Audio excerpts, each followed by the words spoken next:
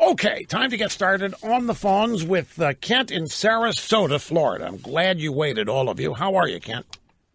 I'm great, Russ. Thank you. That's good news today on the Russia report. But I'd like to get to the guns in school.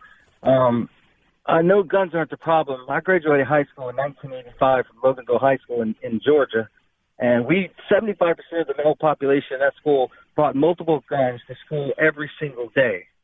And we never, ever thought about shooting anyone. Now, wait. I want to make sure you're talking about when you were a student? Yes. In 1985? 1985. We grew up in the country. Every single guy had a pickup truck with a hunting rack in their back windshield with usually a shotgun and a hunting rifle. And it stayed on your back windshield. You never locked your doors. Okay, but you didn't take it. You didn't take it into school with you. No, but they were in the parking lots. Right. Readily and, easily available. You could walk out in the parking lot and see hundreds of trucks filled with guns. Well, how many school shootings happened in this school of yours? Zero. And Zero murders in our town. You mean you've got no murders in the town? No. So admittedly, you had a country school with a lot of pickup trucks with gun racks in the back surrounding the school every day. There were guns all over the grounds and not one school shooting where you grew up.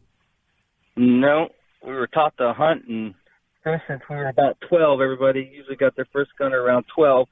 But the thing is, we were taught the difference between right and wrong, and our teachers were allowed to discipline. Yeah,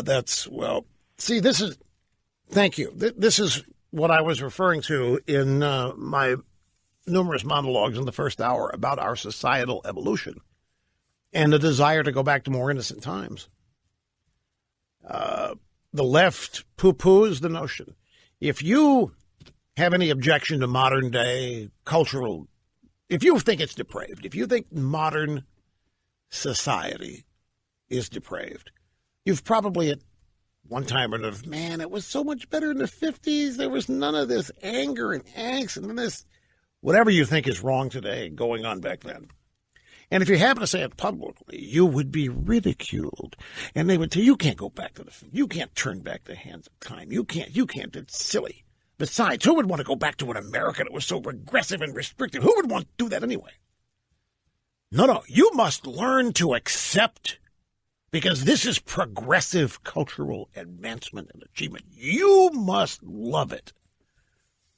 But now the shoe's on the other foot. And now these media-led stop the guns crowd seems to want to go back to a more innocent time when they think there weren't any guns anywhere. Was my point. In the 50s, the Second Amendment was thriving. There were guns everywhere. And a per capita basis, I'm sure the percentage of guns then is equal to the number of guns today. But you didn't have anywhere near this. Not just shootings. There are other condemnatory cultural behavior didn't exist then that does now.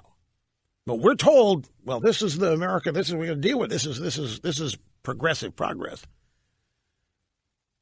My only point is that the adults owe it to children to protect them. And there aren't any adults in this argument right now. The only adults that I see are not really acting as adults. They're bleating and they're whining and they're moaning and they're talking about guns and the Second Amendment and they're insulting Trump and Republicans. And that's not a solution. The solution is this is our country. This is our society in 2018. What are we going to do with it? How are we going to deal with it? And pie in the sky wishing it weren't true ain't going to accomplish anything. Quick time out. Back after this.